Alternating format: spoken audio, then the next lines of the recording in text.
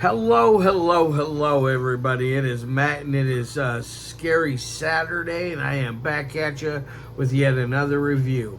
Before I roll on to any of that, I want to wish each and every one of you a great morning, evening, dawn, day, or dusk, all that lovely stuff, because life really is too short as is.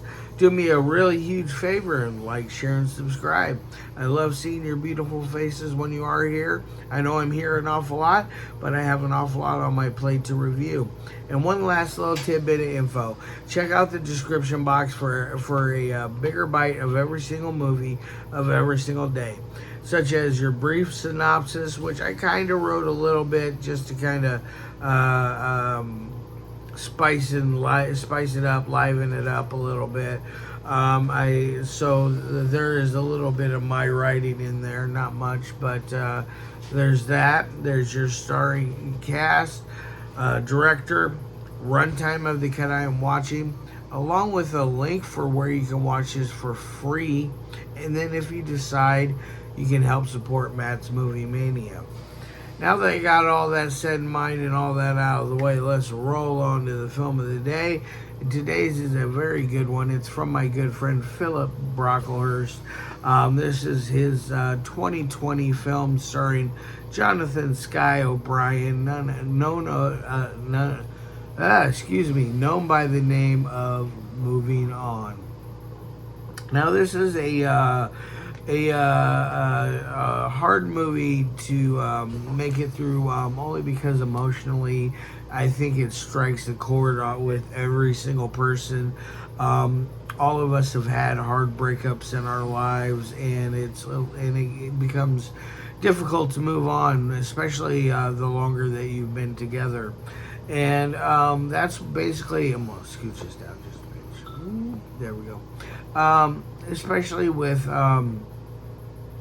Jonathan's predicament he's in. He was with a woman who said that they would be together forever and all that nonsense, and she broke his heart, saying the classic "It's not you, it's me" line. And then eventually, she moves on. It doesn't show that, but the disappearance of her in the story leads you to believe that she's moved on and is on to greener pastures at that moment. He eventually starts looking through dating apps and finds a girl that is willing to exchange phone numbers with him, and he calls her, and all he can do is obsess about Michelle and how they would do certain things together, like dancing to an entire record in one evening, not really getting into the music as much as getting into each other and the vibration of love and all that stuff like that. Then he would talk about how they would watch horror films, and she would hide behind his back and peek over his shoulder and things like that.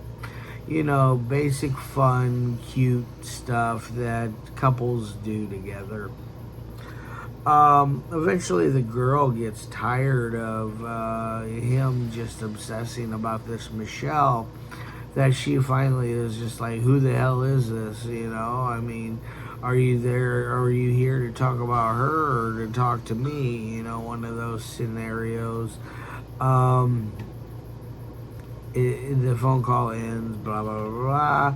And during this whole thing, one of Jonathan's ideas of coping with this is the possibility of suicide.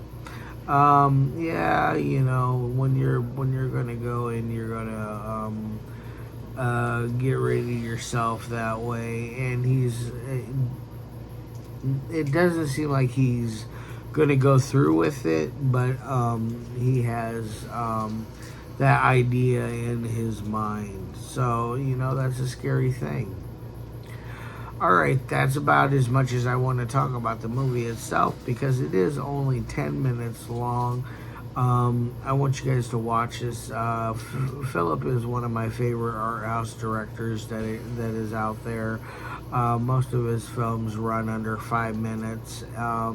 So to have a film that runs around that 10-minute marker really is nice, because I've been wanting to do a video on his filmography, or at least one of his films. For a hot minute now, for a while now. He is a very good art house director that knows exactly what the I would say the modern new art house film directors know are about. I think his stuff captures the moment very well. I'm always impressed with his work. But on to the three things that I love my movies to meet. First is the audio. The audio is fine in here. I think it does rather well. There's no moments of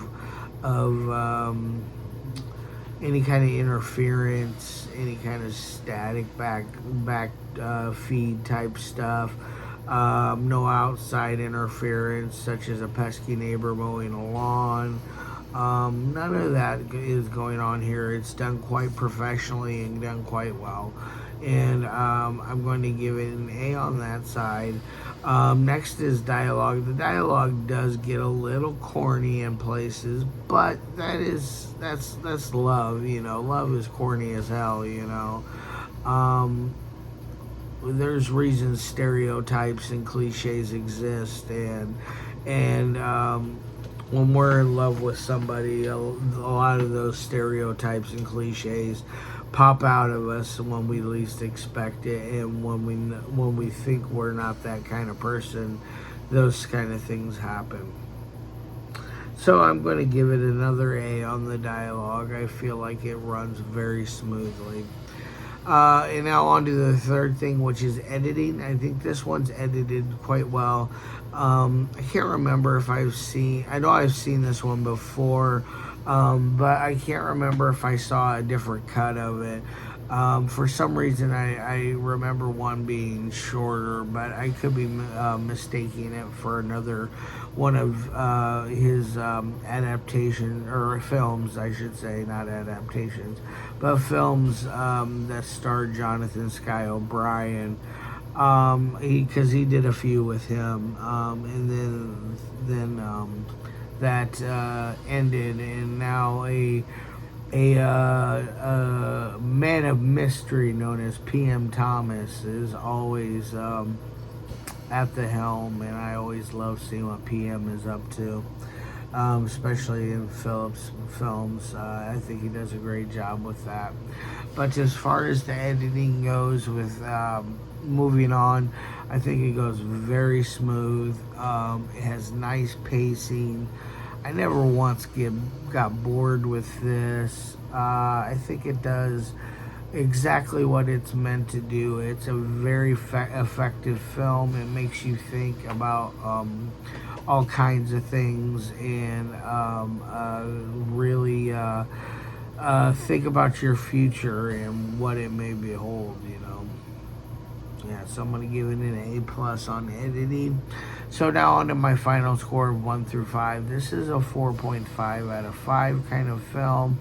I think this one, like I said, will resonate with just about anybody that's gone through a breakup, a hard, rough breakup. You definitely will understand the meanings and possibly feel for both or all three of the characters, one of the three characters in this film. Okay, guys, love your faces. Can't wait to see you on Monday for another review. I'm going to get the hell out of here. Like I said, love your faces. And as always, peace.